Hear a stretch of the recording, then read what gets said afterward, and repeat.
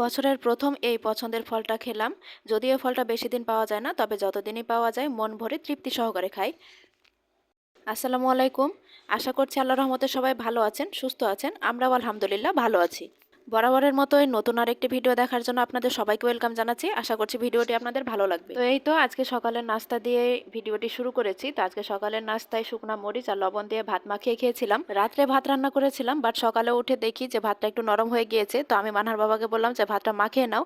আমরা দুইজনেই এভাবে ভাত মাখিয়ে খেতে খুব পছন্দ করি। আমাদের মতো কে কে এরকম ভাত মাখিয়ে খাওয়া পছন্দ করেন প্লিজ কমেন্টের মাধ্যমে জানাবেন। তো খাওয়া দাওয়া শেষে রান্না করতে চলে গিয়েছিলাম, আর অফ ক্যামেরায় সবকিছু রান্না করে নিয়েছি। আজকে রুই মাছ দিয়ে বেগুন রান্না করেছি, একদমই ঝোল রাখিনি, খুবই শুকনো করে রান্না করে নিয়েছি। আর সাথে ডাল রান্না করেছিলাম।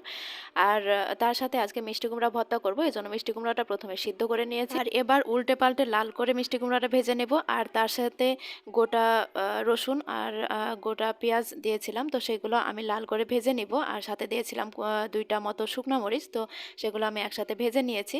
আসলে ভর্তাটা আমার মেয়ে খেতেও খুব পছন্দ করে, এজন্য ভয় আর কি, ওর জন্য আমি ভর্তাতে খুব বেশি ঝাল দিই না, ও এমনি এমনি ভর্তা খায়। মিষ্টি কুমড়া ভর্তাটা আমি এর আগে কখনোই খাইনি, তবে আজকে ভর্তাটা বানাচ্ছিলাম আর ভাবছিলাম যে কেমন যেন লাগবে খেতে, নাকি ভালো লাগবে। তো যাই হোক, ভালোই লেগেছে খেতে। আর রান্নাবান্না শেষ করে আমি এখানে আজকে টমেটো সস বানাবো। অনেকগুলো টমেটো একসাথে কেনা হয়েছিল, তো টমেটোগুলো পচে যাচ্ছিল, খাওয়াই হচ্ছিল না। তার জন্য ভাবলাম যে টমেটো সস বানিয়ে ফেলি। তাই আর দেরি না করে ঝটপট চলে এলাম টমেটো সস বানাতে। আর বিশেষ করে টমেটোর কালারগুলো এত সুন্দর ছিল, যার জন্য আমার খুব ইচ্ছে হচ্ছিল টমেটো সস বানাতে। তো এখানে আমি টমেটোগুলো খুব সুন্দর করে 4 টুকরো করে কেটে নিয়েছিলাম, আর সাথে লবণ আর পানি দিয়ে সিদ্ধ করে নিয়েছি খুব ভালোভাবে। এবার আমি উপরের খোসাটা সিদ্ধ হওয়ার পরে উঠিয়ে নিচ্ছি হাত দিয়ে। সবগুলো টমেটোর খোসা উঠানো হয়ে গেলে এবার আমি ব্লেন্ডারে খুব সুন্দর মতো ব্লেন্ড করে নিব।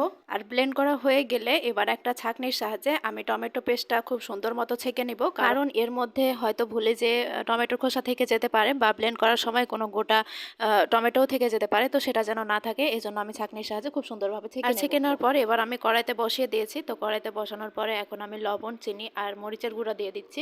এগুলো দেয়া হয়ে গেলে অনবরত পানি শুকিয়ে আসা পর্যন্ত নাড়তে থাকবো।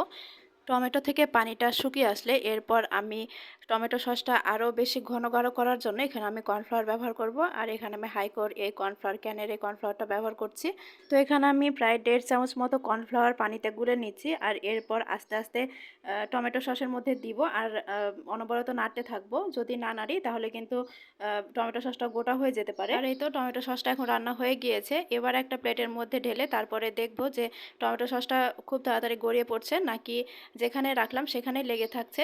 তো যদি গড়িয়ে পড়ে তাহলে আরেকটু জাল করে ঘন করে নিতে হবে। তো আমারটা আলহামদুলিল্লাহ খুব পারফেক্ট ভাবে হয়েছিল। আর এই যে এখন আমি টমেটো সসের একটা বোতলে টমেটো সসটা ভরে নিচ্ছি।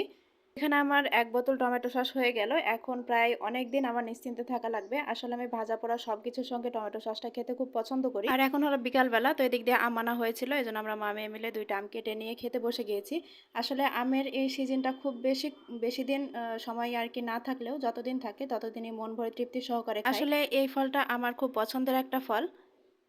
আজকের ভিডিওটি আর বেশি বড় করছি না, সে পর্যন্ত সবাই ভালো থাকবেন, সুস্থ থাকবেন। আল্লাহ হাফেজ, আসসালামু আলাইকুম।